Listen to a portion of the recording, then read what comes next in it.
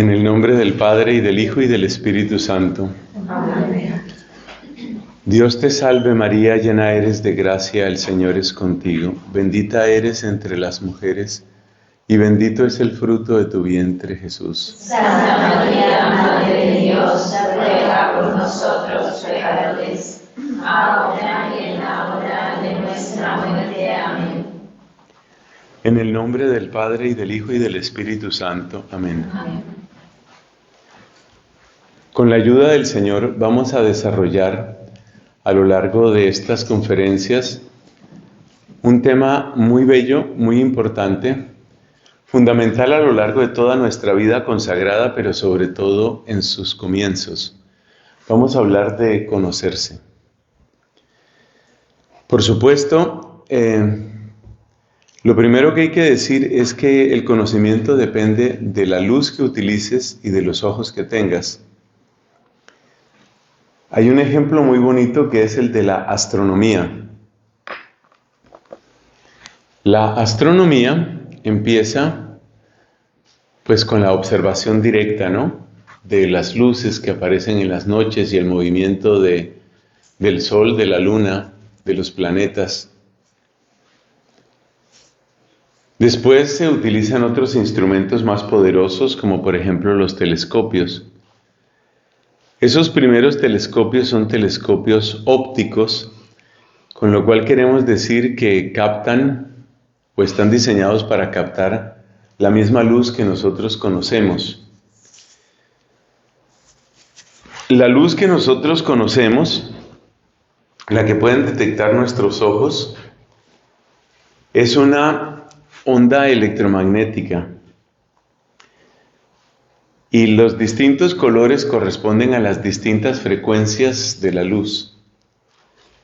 De manera que la luz roja tiene una menor frecuencia, luego sigue el anaranjado, el amarillo, el verde, el azul, el violeta. Y en esa secuencia cada vez hay una mayor frecuencia de la onda electromagnética. Pero ¿qué pasa si se produce una onda electromagnética que tiene una frecuencia mayor que el color violeta?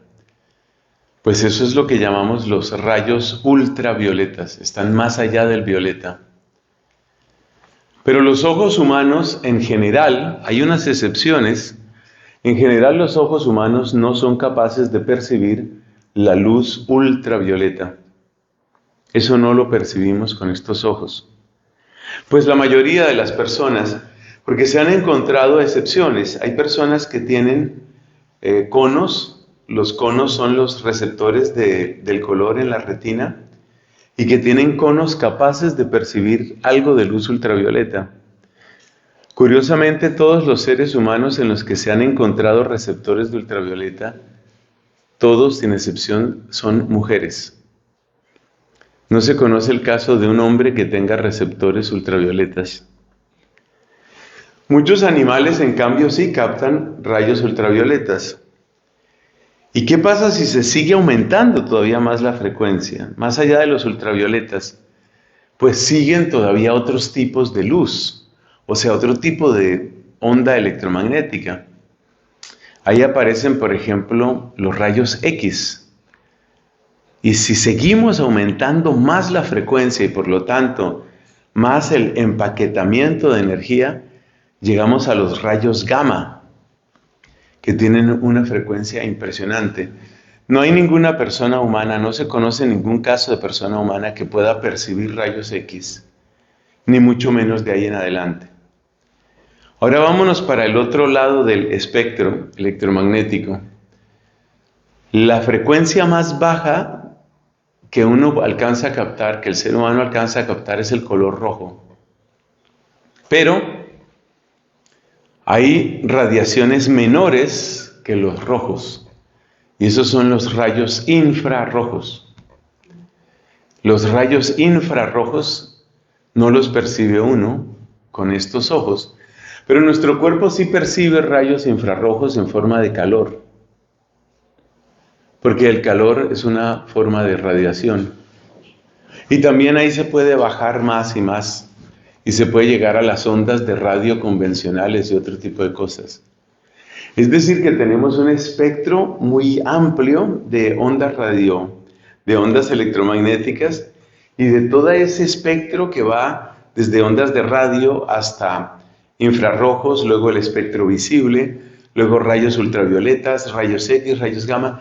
De todo eso tan extenso, nuestros ojos, estos ojos, solamente captan un pedacito muy pequeño que son lo que llamamos el espectro visible.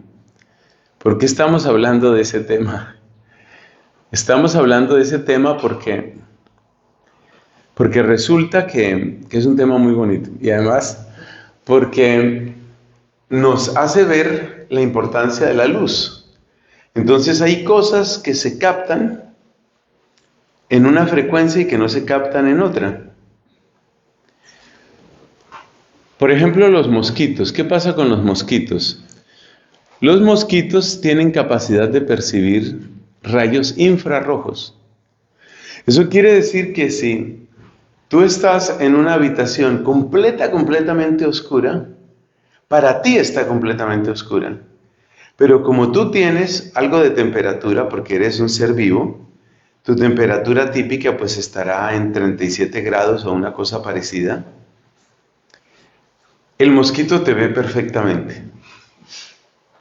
Entonces el mosquito entra a la habitación, tú dices, está perfectamente oscuro, ¿por qué el mosquito me ve? El mosquito te ve porque el mosquito ve rayos infrarrojos.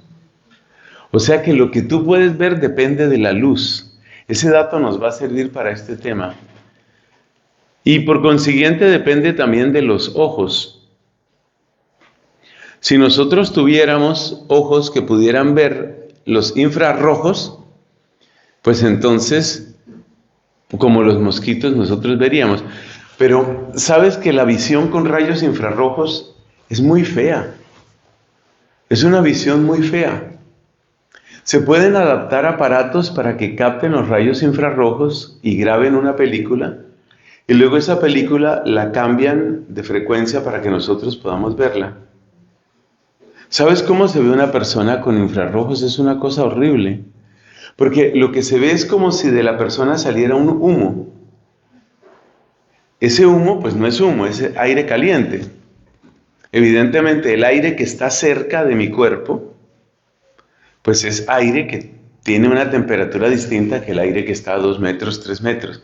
Entonces, el aire que está cerca de mi cuerpo es un aire que se calienta, pero ese aire que se calienta no se queda aquí pegado a mi cuerpo, sino que va subiendo porque el aire caliente sube.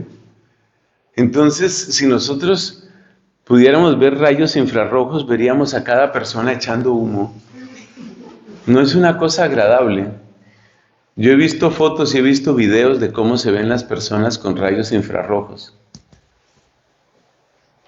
Es algo como de película de terror, no es bonito. Pero entonces eso nos muestra que el conocimiento depende de la luz y depende de los ojos. Y es que estamos hablando de conocimiento. Entonces, es posible que yo no conozca cosas porque no tengo ojos para ver esa frecuencia. Uno de los telescopios más avanzados que ha conocido la humanidad es el telescopio que se llama James Webb, en honor de un antiguo director de la NASA. Ese telescopio fue enviado el día de Navidad del año 2021, el 25 de diciembre. Ellos no escogieron esa fecha porque fuera Navidad, sino porque era una de las fechas más apropiadas para enviarlo en proporción a la misión que iba a cumplir. Este telescopio, el James Webb, tiene sus principales habilidades o destrezas captando rayos infrarrojos, supremamente débiles y de frecuencias muy bajas. ¿Para qué sirve que el James Webb capte rayos infrarrojos? Sirve para captar las galaxias que están más lejos de nosotros, galaxias que están muy lejos y que además se alejan de nosotros o nosotros nos alejamos de ellas a una gran velocidad. por un fenómeno físico, esas galaxias se ven únicamente dentro de los rayos infrarrojos. Eso quiere decir que antes del James Webb, nosotros significa la humanidad, nunca pudo ver rayos infrarrojos de esas galaxias por la distancia, por la velocidad a la que se alejan y porque son infrarrojos. O sea que estamos empezando a descubrir otro universo. Hoy la astronomía funciona con muy diversos rangos del espectro electromagnético. Entonces hay telescopios especializados, diseñados para captar ondas de radio, como las de las emisoras de radio. Hay telescopios que captan en el rango óptico, hay telescopios que captan en rayos X, y hay instrumentos que captan rayos gamma. Es maravilloso lo que puede hacer la ciencia. Pero nuestro tema, además de la belleza de la ciencia y de la naturaleza, nuestro tema tiene que ver con la capacidad de conocerse. Hace un rato decía que no es bonito ver los rayos infrarrojos de un ser humano. Además, los seres humanos nos vemos de una manera muy fea en los rayos infrarrojos, no solo por el humo ese, sino porque nuestro cuerpo no está todo a la misma temperatura. Entonces, hay partes de nuestro cuerpo que están más calientes. Típicamente, por ejemplo, debajo de los brazos tenemos más temperatura. Entonces nos vemos rarísimos en esos rayos. En algunas personas las orejas tienen más temperatura. Entonces las orejas se ven así de un modo raro. Es algo a lo que uno no está acostumbrado. Nosotros también todos nosotros emitimos algo de radiación como la de los reactores nucleares, especialmente porque hay una variedad de potasio que todos hemos consumido y que emite radiación. Lo que sucede es que es tan pequeñita la cantidad de potasio radioactivo que hemos consumido que es muy difícil detectarlo. Pero es impresionante pensar que cada persona irradia potasio radioactivo. Y usted se preguntará, ¿y dónde me vendieron el potasio radioactivo? El potasio radioactivo está en todo el mundo. El potasio radioactivo está repartido en casi todo lo que tiene potasio. Así, por ejemplo, usted come un plátano, como lo llaman aquí. Usted come un plátano y usted está comiendo microgramos, son cantidades ínfimas de potasio radioactivo. Entonces, en un laboratorio le pueden ver a usted y ven que usted irradia potasio, pues usted irradia con ese tipo de radiación, pues que es radioactividad finalmente. Bueno, ¿qué pasaría si mi vida fuera vista en una luz diferente? Ya vimos que en luz infrarroja no somos tan bonitos. Pues no somos tan bonitos porque estamos acostumbrados a vernos en la otra luz, en la luz óptica esta, ¿no? El rango óptico. Porque para un mosquito usted se ve muy bonita. Se ve muy bonita. Y sobre todo si sus orejas acumulan sangre, que en algunas personas acumulan más sangre que en otras, el mosquito ve esas orejas y dice, eso era lo que yo quería. ¿Qué pasa si nosotros nos vemos en otra luz? Ahí es donde aparece el conocerse. En cierto sentido, conocerse es recibir una luz diferente. Por ejemplo, pensemos en los ojos de nuestro Señor Jesucristo. Los ojos de Cristo captaban cosas que nadie captaba. Nos dice el capítulo 2 del Evangelio de Juan. Estas palabras son del capítulo 2 del Evangelio de Juan. El versículo preciso lo vas a buscar después. Es al puro final del Evangelio, del capítulo 2. Cristo no necesitaba que le dieran referencias de ninguna persona, porque Él conocía el corazón del hombre. Entonces Cristo tenía como una especie de visión de rayos X. Cristo veía cosas que nadie más veía. Cristo veía a veces pecados que nadie más veía. Y Cristo veía dones que nadie más veía. Es maravilloso pensar en la mirada de Cristo y pensar que Cristo, siguiendo la comparación con ese espectro electromagnético, que Cristo puede mirarnos en distintas frecuencias, que Cristo no se queda en las apariencias y que Cristo conoce cosas de nosotros que nosotros mismos no conocemos. Demostremos estas afirmaciones con algunos pasajes de la Biblia. Varios de estos pasajes se parecen a citas bíblicas que vosotras dijisteis en la reunión que tuvimos antes. Por ejemplo, el amigo Natanael. Cuando Felipe le presenta a Natanael la persona de Cristo, Cristo dice estas palabras: ahí tenéis a un verdadero israelita en el que no cabe engaño. Natanael se queda extrañado. ¿De qué me conoces?, dice Natanael.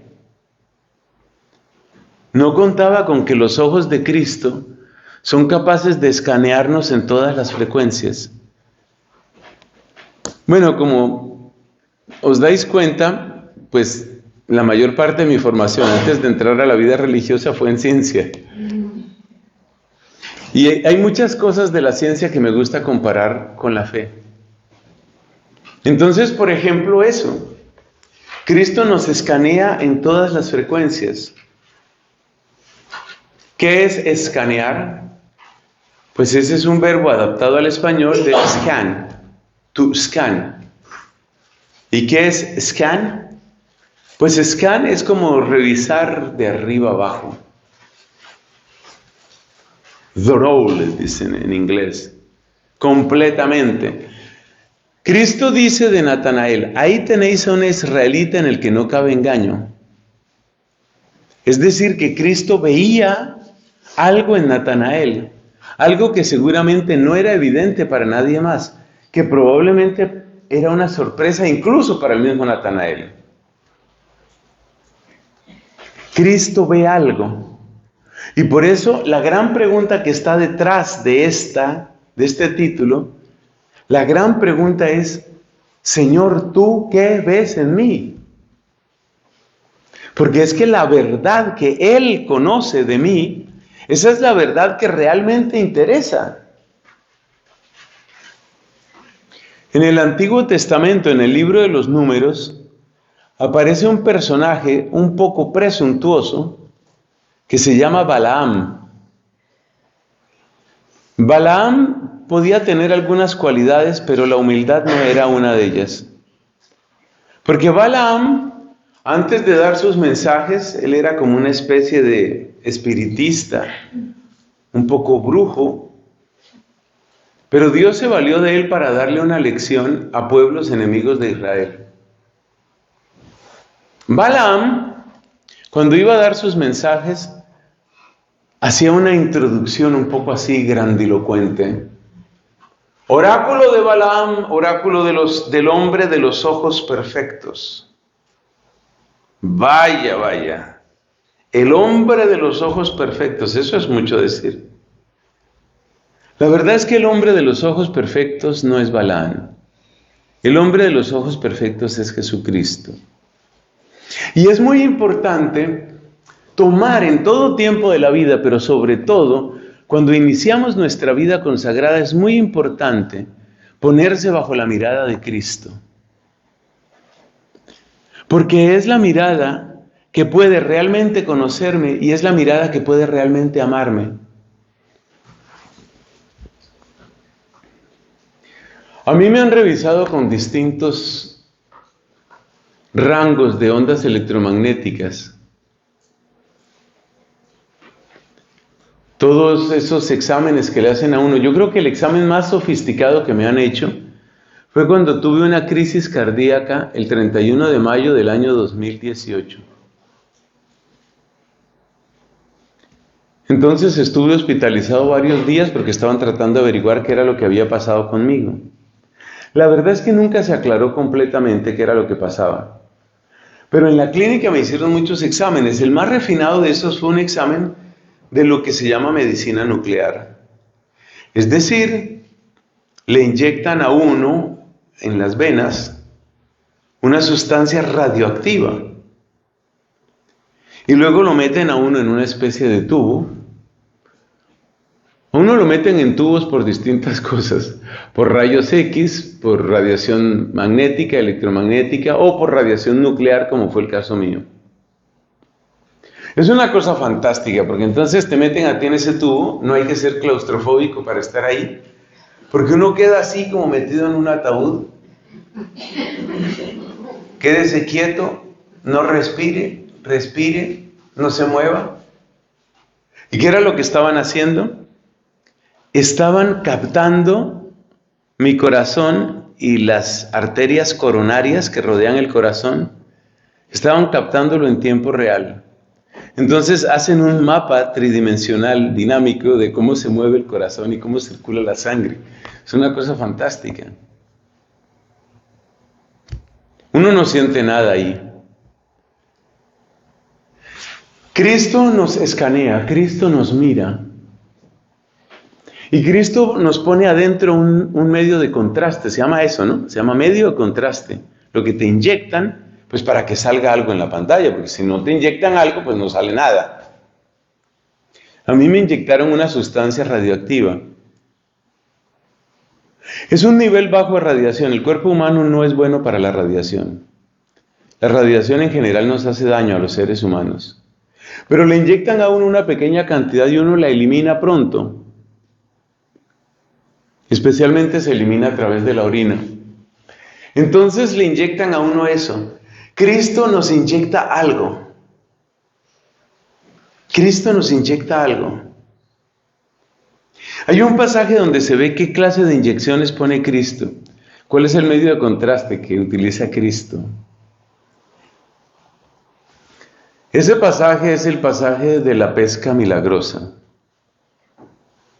¿Qué le inyectó Cristo?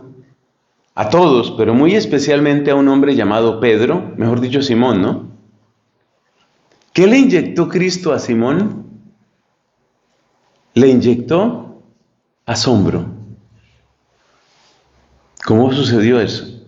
Pues acuérdate que Pedro era jefe de pescadores, conocía muy bien el lago de Galilea, sabía cuál era la mejor hora y el mejor lugar para pescar, pero había fracasado.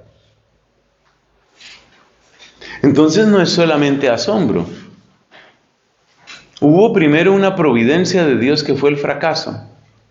Es decir, Cristo empezó a obrar en Pedro no solamente cuando Cristo se subió a la barca de Pedro.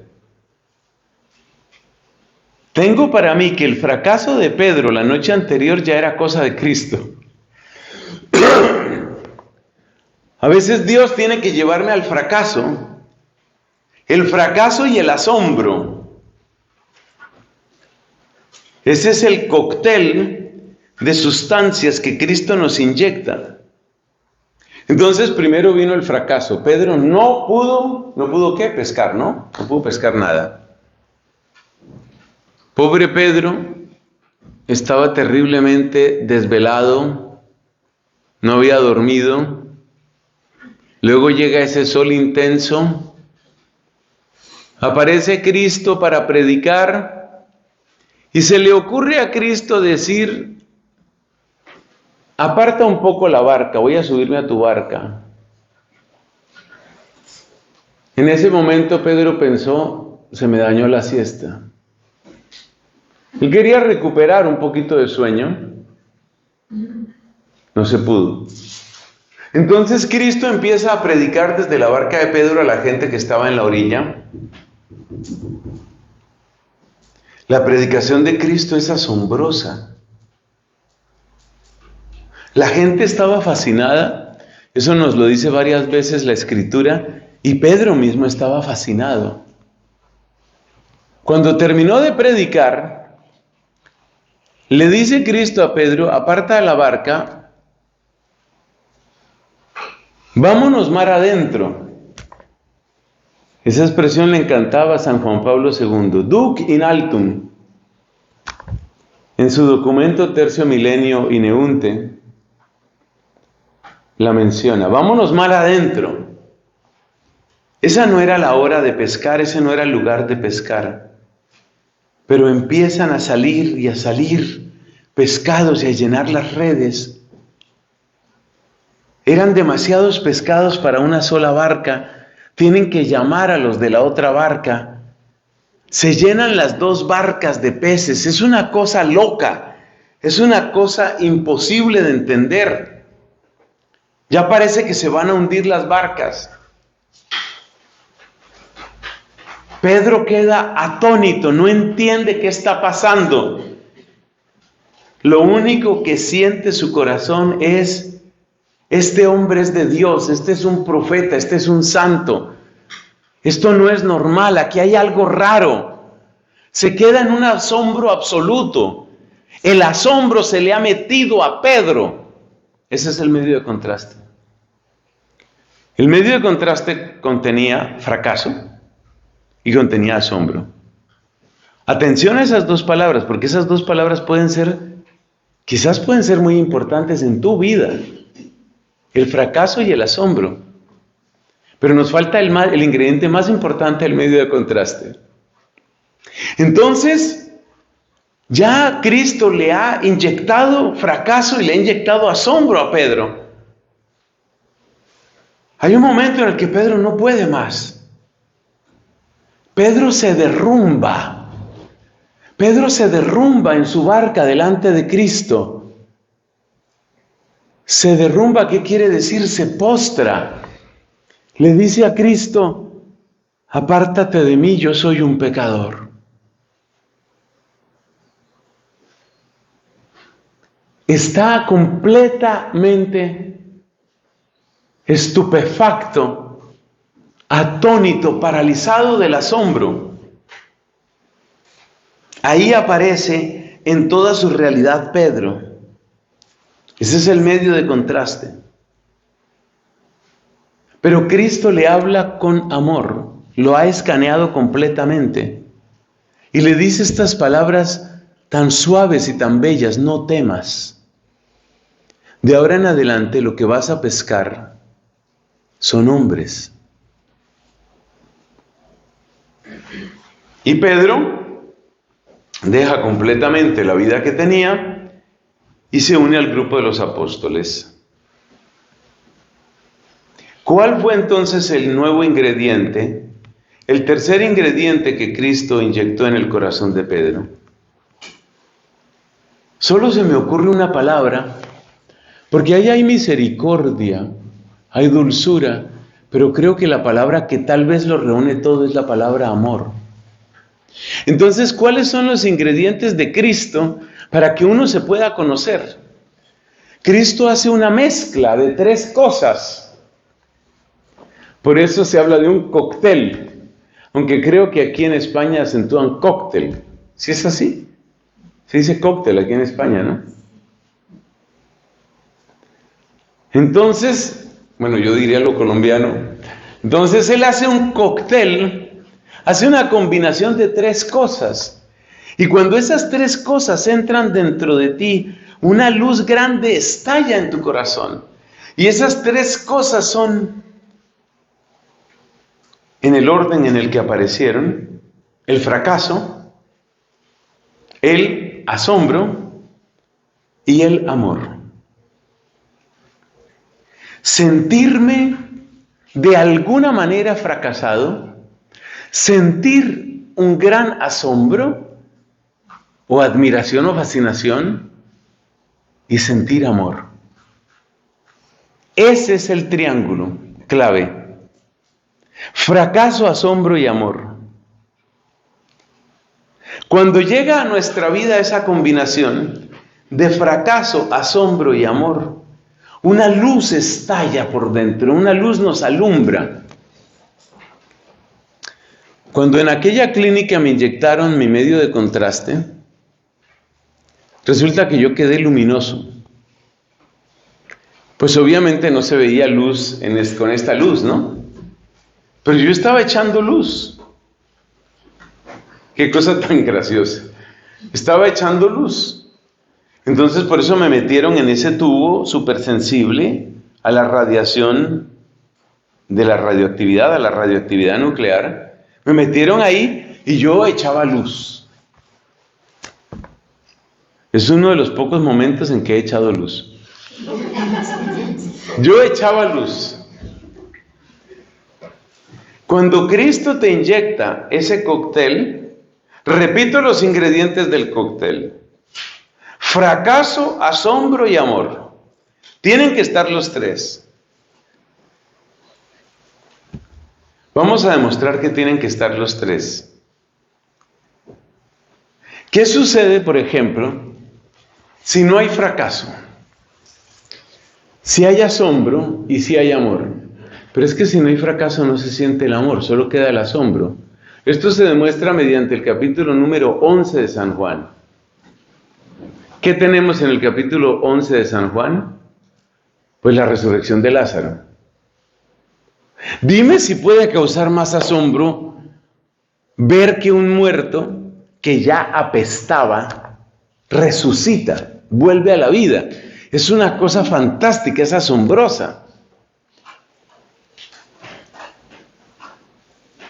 Y fue un milagro, pues, fruto del amor, porque de hecho expresamente nos dice el Evangelio de Juan que Cristo amaba mucho a Lázaro y que al verlo llorar la gente decía: mirad cómo le amaba. O sea que había asombro. O sea, tú ponte en esa escena, por favor. Lázaro, sal fuera. Y sale el muerto. O sea, si eso no te asombra, no sé qué te puede asombrar. Había asombro y era claro el amor de Cristo. Pero algunos no sentían fracaso. ¿Dónde entra el fracaso ahí? Pues es que el gran fracaso de la vida humana se llama el pecado. Entonces, los que vieron, así con desconfianza y con mala cara, vieron: hola, resucitó al Lázaro, resucitó al muerto. Para ellos esa no era una buena noticia. Para ellos ese era un problema. Entonces fíjate, hubo asombro y hubo amor, pero no hubo fracaso, o sea, conciencia de fracaso. Cuando no hay conciencia de fracaso, es decir, cuando uno no reconoce su miseria, cuando uno no reconoce su pecado, cuando uno no reconoce que su vida no tiene sentido o está vacía, como decía una de ustedes en el encuentro de hace unos minutos, decía: yo sentía que estaba perdiendo la vida. Esa es una sensación de fracaso. Estoy perdiendo la vida. Como aquella mujer perdía sangre, yo estoy perdiendo la vida. Eso es tener experiencia de fracaso. Cuando las personas dicen en su testimonio vocacional o testimonio de conversión, dicen: todo parecía ir bien, pero yo me sentía vacío.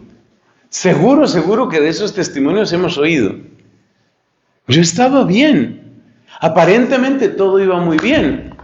Una chica en un testimonio vocacional dice: yo estaba muy bien, tenía pues mi familia que me quería mucho, me complacía en muchas cosas, tenía mi trabajo, tenía mi novio, pero no sé, me sentía vacía, me sentía mal. Eso es experiencia de fracaso. Pues los enemigos de Cristo no eran conscientes de su propio pecado. Entonces, si no hay conciencia de fracaso, así haya asombro, porque ¿qué más puede ser asombroso que un muerto que resucita? ¿Sabes qué conclusión sacaron ellos? Ahí está en Juan capítulo 11. Dijeron: tenemos que hacer algo. A este hay que pararlo, hay que matarlo. ¿Y qué hacemos con Lázaro? Que pues es un testimonio vivo, nunca mejor dicho, un testimonio vivo del poder de Cristo. ¿Qué hacemos con Lázaro? Lázaro recién salió de la tumba, ya matemos también a Lázaro. ¿No le parece muy triste que Lázaro lo sacan de la tumba y ya lo querían matar? Entonces, donde hay asombro y hay amor, pero no hay conciencia de fracaso, no hay luz. La persona sigue en tinieblas. Veamos otro caso.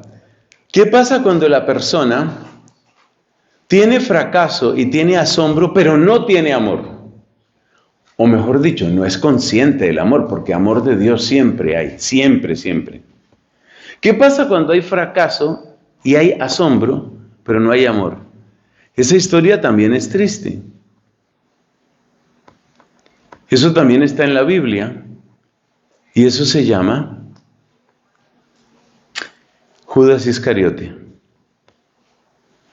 Judas Iscariote se da cuenta de que ha fracasado. He entregado a la muerte a un inocente. Judas Iscariote se siente asombrado en ese momento, se siente asombrado por la inocencia de Cristo o por la maldad de los sumos sacerdotes que recibieron las monedas y luego dijeron: ese no es problema nuestro, porque Judas trató de deshacer el negocio. Y estos le dijeron: no, ese no es problema nuestro.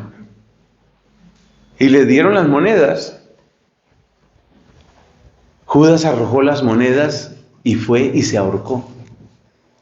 ¿Qué le faltó? Conciencia del amor. Por supuesto que Cristo lo seguía amando. Pero no teniendo conciencia de amor, el fracaso y el asombro llevan finalmente a la desesperación. En el Antiguo Testamento, en el capítulo 6 del profeta Isaías, tenemos un texto impresionante, mis hermanas. Impresionante texto, que es la visión que tiene Isaías en el templo. Isaías en el templo llegó hasta el borde de la desesperación. Tuvo una visión, algo maravilloso. Vio el borde de la túnica de Dios, y aunque era solo el borde y era de la túnica, llenaba todo el templo. Isaías se queda admirado, hay asombro. Se da cuenta de su pecado, porque lo sabemos, por lo que dijo: ¡ay de mí! Soy hombre de labios impuros, en medio de un pueblo de labios impuros. Él se da cuenta: soy un pecador. ¡ay de mí! Estoy perdido. Él llegó al borde de la desesperación. Pero Dios no le permitió que se desesperara. Envió a uno de los querubines que, tomando con unas tenazas fuego del altar, le llevó ese fuego a la boca y le purificó la boca. Y luego preguntó Dios en voz alta: ¿quién irá de nuestra parte? Isaías, ya purificado por ese fuego sagrado, pudo decir: aquí estoy, envíame a mí. Entonces queda demostrado que si una persona no tiene conciencia de su fracaso, es decir, de su pecado, de su incoherencia, cada persona lo mirará de algún ángulo. Pero yo utilizo aquí la palabra fracaso, porque hemos partido del texto de San Pedro. Si una persona no tiene conciencia de fracaso, no le llega la luz. No le llega. Si una persona no tiene conciencia de amor, no le llega la luz. Y si a una persona no le llega el asombro, tampoco le llega la luz. ¿Tenemos algún testimonio bíblico de gente que se bloqueara frente al asombro? Parece que sí, según lo que se describe cuando Cristo fue a su tierra, a Nazaret. Ellos se bloquearon. Ellos bloquearon el asombro. ¿No es este el hijo de José? Y sus hermanos y sus hermanas están por aquí. ¿Y ahora qué es todo eso que cuentan? Que milagros, que no sé qué. Se bloquearon. Se cerraron al asombro. Yo creo que se cerraron también al amor. Ahí no hubo luz. Entonces la luz nueva, la luz que nos permite conocernos, tiene esos tres ingredientes: fracaso, asombro y amor. Mencionemos el caso hermoso de San Pablo. Eso es una belleza, lo de San Pablo. Porque San Pablo estaba radicalmente convencido de lo suyo. Él estaba convencido de que él tenía la razón y él mismo lo dice, ¿no? Ahí en la carta a los romanos lo manifiesta, pero sobre todo lo cuenta en sus testimonios de los Hechos de los Apóstoles. San Pablo estaba totalmente convencido de lo suyo. Pero esa luz que le llega, le causa asombro, le hace ver su realidad y lo conduce por una senda de amor. Levántate y ve a la ciudad, ahí se te dirá lo que tienes que hacer. Pobrecito, no podía caminar, estaba ciego. Entonces tuvieron que llevarlo de la mano. Él era el que guiaba el grupo y tuvieron que entrarlo de la mano a Damasco, porque no veía nada. Lo cual también nos enseña una cosa, y es que cuando llega esa luz maravillosa, es una luz tan intensa que resulta enceguecedora. O sea, es una luz que de alguna manera nos desborda, una luz que nos sobrepasa, una luz que nos sobrepasa. Esa es la luz que necesitamos. Fracaso, asombro y amor. Sabiendo que esos son los ingredientes, uno puede ayudarse. ¿A qué llamamos ayudarse? Pues como estamos en el proceso de conocerse, la respuesta es positiva.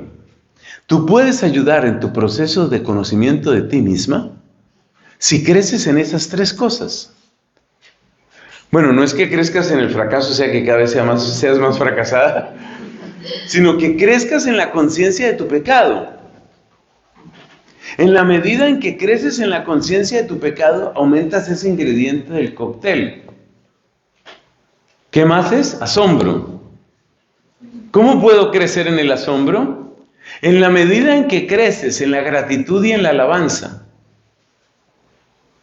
Entonces hay que crecer en la conciencia de fracaso. ¿Cómo se crece en la conciencia de fracaso? Creciendo en la conciencia de la gravedad del pecado y de que somos pecadores. Cuando se crece en la conciencia de pecado, ese ingrediente del cóctel, que es el ingrediente F, ese ingrediente crece. Pero luego tenemos el ingrediente A. El ingrediente A es el ingrediente del asombro. Necesitamos crecer en el asombro. ¿Cómo se crece en el asombro? La mejor manera es volverse amigo de San Francisco de Asís. Porque qué hombre y su capacidad para asombrarse de todo. Qué hombre y su capacidad para asombrarse de la naturaleza, de la belleza. Dígame qué corazón puede haber pronunciado esas palabras como las del Cántico de las Criaturas. O sea, ¿tú te imaginas qué capacidad tenía este hombre para asombrarse? Para decir las cosas que dijo del agua y del fuego y del sol. Él tenía unos ojos impresionantes, ojos capaces de admirar y de agradecer, ojos capaces de asombrarse. Entonces, si seguimos las huellas de nuestro Padre San Francisco, recordad por favor que nosotros los dominicos, le llamamos también nuestro Padre San Francisco. Algunas veces los franciscanos nos miran así como con cara de que estáis usurpando nuestro santo. Pero casi siempre lo miran con misericordia. Dicen estos pobres dominicos, ¿qué les vamos a negar eso? Entonces nuestro Padre San Francisco es un maestro en el asombro. Y por eso, si uno le pide a San Francisco de Asís, dame la gracia de asombrarme, dame la gracia de admirarme, de agradecer, de alabar. El asombro es vital y nuestra época ha perdido la capacidad de asombrarse. ¿Por qué hemos perdido? Esa pregunta tenemos que llegar en unos minutos. ¿Por qué hemos perdido la capacidad de asombrarnos? Bueno, la respuesta corta es por las experiencias precoces de placer y de miedo. Esas experiencias son un desastre. Es decir, cuando un chico o una chica tiene 19 años y ya ha probado la droga y qué es emborracharse y qué es amanecer en una cama con un hombre y qué es amanecer en una cama con una mujer y ya ha probado todo, ese probarlo todo mata el asombro. Bueno, pero sigamos con los ingredientes, que luego iremos para allá. Entonces, ¿cómo puedo crecer? ¿Qué dijimos? En el fracaso, el ingrediente F. Se crece en la conciencia de fracaso cuando uno crece en la conciencia del pecado. Ahí es donde se crece en la conciencia del fracaso. Es muy interesante ver que grandes santos tenían una tremenda conciencia de pecado, no con desesperación, ni con complejo de culpa, sino con conciencia teológica y espiritual de lo que es el pecado. Así, por ejemplo, el fundador de mi comunidad, Santo Domingo de Guzmán, se confesaba con muchísima frecuencia. ¿Por qué se confesaba tanto? ¿Es que cometía gravísimos pecados? Pues no tanto eso, sino que tenía gravísima conciencia de lo que es el pecado. Un caso singular que me oiréis mencionar muchas veces es Santa Catalina de Siena. O sea que por favor, preparad el corazón porque oiréis mucho hablar de Santa Catalina en las próximas horas. Porque yo le debo muchísimo a Santa Catalina de Siena. He aprendido mucho, ojalá le aprenda mucho más. Entonces Catalina pensaba que ella era la causa de los males de la iglesia. Por supuesto, un psicólogo que analice esa frase dice, estamos ante un caso completamente patológico. ¿Qué le pasa a esta niña que se considera culpable de todo? Entonces yo duré años reflexionando, literalmente años, no estoy mintiendo, años reflexionando y orando sobre ese tema, porque como a mí me interesan tantas cosas de Catalina de Siena, entonces yo decía, esa frase debe tener algún sentido, pero es que es ilógico que ella se considere culpable. Bueno, a raíz de una serie de cosas que sucedieron, a raíz de una serie de cosas que me sucedieron y sobre todo de la gracia del Espíritu, creo que por fin pude entender por qué ella decía esa frase. Es que hay un momento en su vida en el que ella le dice al Señor, si le hubieras dado a otro lo que me has dado a mí, qué grande sería el fruto. Es decir, la óptica de Catalina era esta. Dios me ha dado muchísimo, lo cual es totalmente cierto, porque lo que le dio a ella fue impresionante. Dios me ha dado muchísimo, muchísimo, muchísimo. ¿Por qué no hay más conversiones? Hubo muchas conversiones en torno a la vida de ella, pero ¿por qué no hay más? ¿Por qué no hay más? Pues porque se detiene la obra de la gracia en mi vida porque soy pecadora. Entonces, cuando ella dice que ella es causa de muchos males en la iglesia o en el mundo, se refiere a la desproporción entre lo que recibió y lo que comunicó. Ahora bien, todos los sacerdotes que trataron con ella decían que según su entender, ella jamás cometió en su vida un solo pecado mortal. Entonces uno dice, entonces ¿dónde quedo yo? ¿Dónde quedo yo, por Dios? Entonces, ¿qué es conciencia de fracaso? Conciencia de fracaso es conciencia de la gravedad del pecado. La mayor parte de nosotros no tenemos mayor conciencia de la gravedad del pecado. O muchos católicos, pero muchísimos, Tienen la idea de que el pecado solo es grave cuando es, qué sé yo, un sacrilegio, una violación, un asesinato. Esas son cosas graves. Es porque tenemos muy poquito amor y muy poquita luz. Pero si uno pide la luz del Espíritu Santo, si uno pide la gracia del Señor, si uno le suplica al Señor, muéstrame la gravedad del pecado, no para hundirme en la culpa. No se trata de vivir acomplejado con un complejo de culpa así terrible, no. Es para tener conciencia, para detestar el pecado y para amar con todo nuestro ser al amor, como decía San Francisco. El dolor de Francisco era ese, el amor no es amado. Entonces hay que crecer en la conciencia del fracaso, hay que crecer en el asombro, para lo cual también ayuda muchísimo pedir la intercesión de San Francisco, sobre todo los que tal vez hemos tenido el corazón tan duro, tan indiferente, tan frío. Por favor, pedid a Francisco, intercede por mí, Padre Francisco, para que yo recupere, para que yo pueda tener la capacidad de asombro. Ahí van dos ingredientes. El tercer ingrediente es el amor. Entonces hay que crecer en el amor. El amor a Dios, el amor al prójimo. ¿Cómo crecemos en el amor a Dios? Pues la Biblia nos responde, ¿no? Primera carta de Juan, capítulo 2. Mirad qué amor nos ha tenido Dios para llamarnos hijos suyos, pues lo somos. Ahora somos hijos de Dios. Y no se ha manifestado lo que seremos.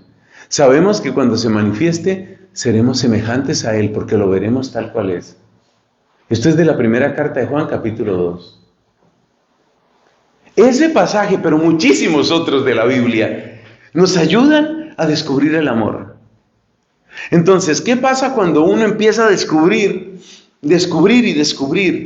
lo grave que es el pecado, lo asombroso que es Dios y el amor con que ha querido rescatarnos? ¿Qué pasa cuando eso sucede? Cuando eso sucede, una luz nueva empieza a brillar dentro de ti. Esa es la luz de este conocimiento. Y entonces empiezas a conocerte de una manera diferente. Hay muchas maneras de conocerse. Como he tenido algunas situaciones de salud entre alergias y una fractura de una caída que tuve y el problema cardíaco, y bueno, ahí me estoy convirtiendo poco a poco en un libro de medicina. Como he tenido algunas situaciones de salud, entonces he conocido un poquito más de cómo funciona mi cuerpo. Por ahí tuve un problema del hígado del cual no me enteré sino muchísimo después. En fin, no les voy a contar aquí todas mis tristezas, pero ese es un conocimiento del cuerpo. Hay muchos test para hacer conocimiento psicológico. Conocer uno de su cuerpo está bien, es necesario para conservar la salud. Conocer uno desde el punto de vista psicológico, cómo es uno y quién es uno, también puede ayudar. Pero aquí estamos hablando claramente de otro conocimiento. Entonces vamos a terminar esta reflexión porque el tiempo se va acabando. Esto fluye muy rápido. Esto fluye muy rápido y hay que estar muy atentos y hay que estar ahí, en la jugada todo el tiempo. Porque esto va muy rápido. Entonces nos tenemos que preguntar ahora por qué es importante ese conocimiento. Vamos a dar las tres principales razones de por qué es tan importante ese conocimiento, que es el conocimiento espiritual. Aquí no estamos hablando de conocimiento fisiológico, como cuando uno aprende de su salud, ni estamos hablando de conocimiento psicológico, que también tiene su valor, claro está. Aquí estamos hablando del conocimiento espiritual, que es el que proviene del medio de contraste llamado fracaso, asombro y amor. Bueno, ¿por qué ese conocimiento es importante?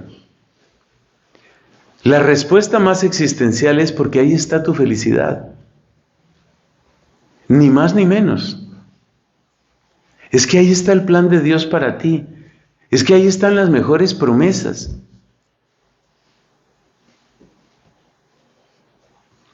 Como decía hermosamente un predicador, mire esta frase tan bonita: La mejor versión de ti mismo está detrás de una puerta que se llama conocimiento de sí. La mejor versión de ti mismo, o ti misma obviamente, uno lo puede decir así de uno mismo, la mejor versión de mí misma o de mí mismo está detrás de una puerta que se llama conocimiento de sí. La persona que no se conoce jamás llegará a la mejor versión de sí. Cristo le ayudó a Pedro a conocerse. Tú eres Simón, el hijo de Juan o de Jonás, todos esos son el mismo nombre. Tú eres Simón, hijo de Jonás. Tú te llamarás Pedro. Tú serás Cefas, tú vas a ser Pedro. ¿Sabía Pedro que iba a ser Pedro? O mejor dicho, Simón. ¿Sabía Simón que iba a ser Pedro? No lo sabía. Sin Cristo, ¿qué hubiera sido él? Un pescador. ¿Qué hubiera hecho toda la vida? Recoger pescado, vender pescado, comer pescado. Y ahí hubiera terminado su vida. Pero algo maravilloso sucedió. Recibió la luz. Luz que tiene fracaso, asombro y amor. Recibió la luz. Y en la luz descubrió su verdadera vocación, su verdadera felicidad. La mejor versión de ti mismo está detrás de una puerta. Está detrás de una puerta y esa puerta hay que cruzarla y esa puerta se llama conocimiento de ti. Esa es una gran razón por la que uno tiene que conocerse. Segundo, que es la respuesta preferida de San Ignacio de Loyola. A San Ignacio de Loyola hay que quererlo en todas partes, pero especialmente en esta casa, porque aquí todo tiene aire jesuita. Entonces hay que querer a San Ignacio de Loyola. ¿Cómo veía San Ignacio de Loyola el tema del conocimiento de sí mismo? San Ignacio de Loyola decía, como buen guerrero, ¿no? Ese sí fue guerrero hasta el final, soldado hasta el final. Miren lo que decía San Ignacio de Loyola, que cada persona debía tener conciencia de cuál era su pecado dominante, es decir, por dónde soy débil. Como un soldado que tiene que guardar, por ejemplo, un baluarte, tiene que guardar un cuartel, un castillo. Y si tú tienes que guardar un castillo, ¿qué es lo primero que haces? Pues recorrer. Porque si tú recorres el castillo y dices, oye, la puerta de atrás está sin seguro, pues por ahí se nos van a meter. Entonces uno tiene que conocerse a sí mismo para conocer cuáles son los puntos débiles. Uno tiene que saber cuáles son los puntos débiles. Por ejemplo, si uno ve que uno tiene tendencia a ser curioso, distraído, superficial e inconstante, pues por ahí me va a atacar el enemigo. Si uno se da cuenta que uno tiene tendencia a ser hipersensible, ya conocéis, hay algunas personas que son hipersensibles. Todo les duele profundamente. Además vivimos en una época donde todos son víctimas. Todo les duele, de todo se ofenden. Viven ofendidos, dolidos, profundamente víctimas, reclamando derechos, pidiendo subsidios, exigiendo que todo el mundo les cumpla. Ay, qué tristeza de mundo en el que estamos. Todos víctimas. Y todos de cristal y todos frágiles, todos a punto de romperse. No me mires así, ¿por qué? Ya me ofendiste, ya no hay nada que hacer. Ya me ofendiste. Ay. Todos ofendidos a todas horas.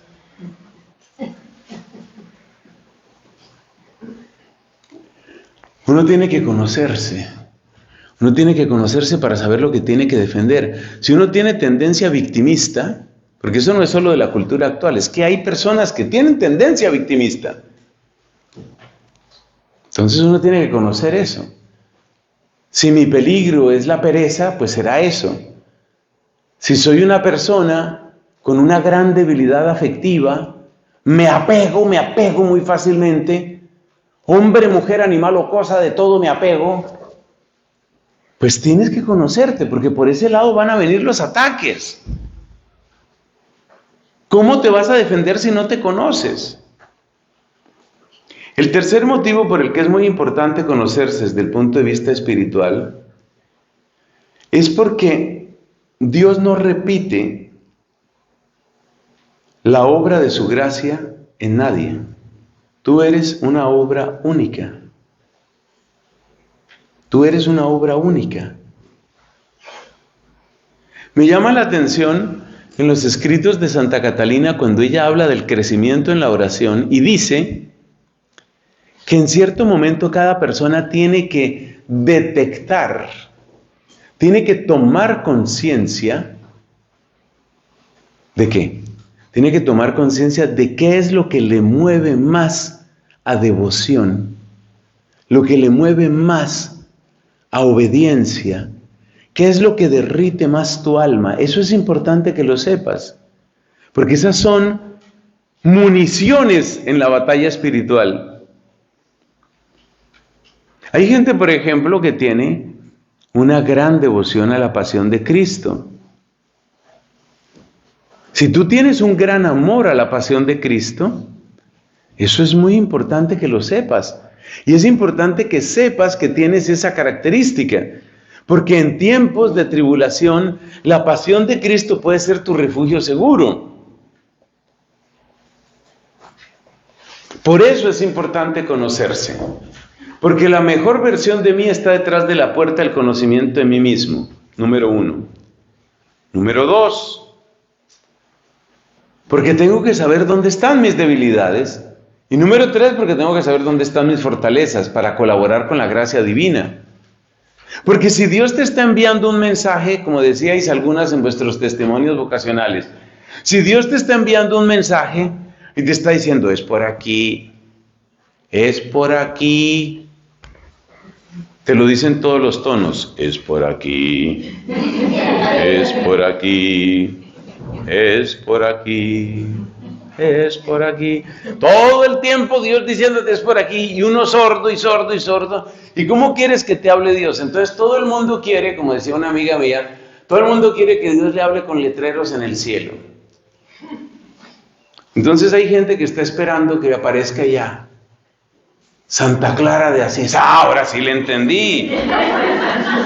Dios no suele hablar así. Si hay algún caso en que lo ha hecho, acuérdate Constantino con el signo de la cruz, ¿no? Si hay algún caso en que Dios lo ha hecho, pero normalmente Dios no habla así. Dios te habla a través del conocimiento de ti misma, en el conocimiento de tus fortalezas, en el reconocimiento de la obra de la gracia, en el reconocimiento de la historia que el amor ha tenido en tu vida. Ahí te va hablando Dios. Y te va hablando en todos los tonos. Es por aquí, es por aquí. Pero hay gente terca. Espero que en este grupo no haya nadie así, pero hay gente terca. Entonces ya entendemos por qué es importante el conocimiento de uno mismo. Porque si no llego al verdadero conocimiento de mí mismo, me estoy perdiendo la mejor versión de mí. Si no cultivo el conocimiento de mí mismo, estaré recayendo en los mismos pecados porque no termino de proteger mi castillo interior. Si no cultivo el conocimiento de mí mismo, voy a estar sordo cuando Dios me diga es por aquí. Entonces necesito el conocimiento de mí mismo. Y para eso necesito una dosis intravenosa de fracaso, asombro y amor. Entonces ese cóctel lo necesito. Y de ahí es muy fácil responder a la segunda pregunta, que es hasta donde vamos a llegar hoy. No se alcanza más. Entonces, ¿qué lo impide? Pues falta de conciencia de fracaso, falta de asombro y falta de amor. Pues tristemente, amadas hermanas, tristísimamente, el tiempo en el que vivimos parece una muralla blindada contra Dios. ¡Qué cosa tan espantosa! ¿Cómo se pierde la conciencia de fracaso? Cuando nada es pecado. ¿Cómo se pierde la conciencia de asombro? Llenando apresuradamente y desordenadamente el corazón de todo tipo de experiencias, sobre todo de experiencias de pecado. Esa gente que ha probado todos los sexos, todas las drogas, todos los tragos, eso embota y produce fastidio y produce asco de vivir y mata el asombro. ¿Y qué más? Pues somos insensibles al amor. ¿Y cuál es la estrategia preferida del enemigo en nuestro tiempo para que seamos insensibles al amor? Cerrar todo el amor sobre sí mismo. Estrategia que está utilizando el enemigo con todos, pero muy especialmente con la mujer. ¿Por qué especialmente con la mujer? Porque en la mujer están los manantiales de la vida, por designio de Dios. Como en la mujer están los manantiales de la vida, encerrar a la mujer a que solo se ame a sí misma, solo piense en sí misma, solo busque su placer, solo se centre en sus intereses, no solo la hace estéril a ella, hace estéril la sociedad. Y eso mata el amor. Entonces nosotros vivimos en una época en la que el conocimiento de sí mismo es casi imposible. Porque los tres ingredientes están bloqueados. La conciencia de fracaso está bloqueada porque nada es pecado. El asombro está bloqueado porque la gente está ebria de experiencias apresuradas y brutales. La conciencia de amor está bloqueada porque nos han enseñado solo a complacernos a nosotros mismos. Entonces vivimos en un tiempo terrible. Pero obviamente no nos desesperamos. Pero que el tiempo que vivimos es un tiempo terrible, es terrible. Es que si la gente supiera en dónde está el amor y qué grave es el pecado y qué maravillosa cosa es vivir en el asombro de San Francisco, si la gente supiera eso, mira, no cabrían las vocaciones en los monasterios. Te aseguro que la gente correría a los monasterios. ¿Para qué? Para entregarse totalmente, absolutamente, radicalmente a ese Dios que nos ha amado tanto. Pero como estamos tan blindados, tan supremamente enceguecidos, pues esa luz, que es la luz del conocimiento propio, no llega. Pero gracias a Dios la historia no termina ahí, entonces vamos a seguir, Dios mediante, luego comentaremos sobre el cómo lograr en medio de este mundo en el que estamos. Algunas de las cosas que vamos a decir, yo creo que las vais a encontrar especialmente bellas y dulces, pero debo advertir que algunas otras cosas son duras. Yo solo le pido a Dios que lo que yo esté diciendo sea agradable a Él y sea lo correcto. Eso es lo que yo le pido al Señor. Pero algunas cosas son duras, porque es que no se puede avanzar en este camino si no es con la denuncia del pecado. Y la denuncia del pecado nunca nos gusta. Pero el Señor nos ayudará. Gloria al Padre, al Hijo y al Espíritu Santo. Como era en el principio, ahora y siempre, por los siglos de los siglos. Amén.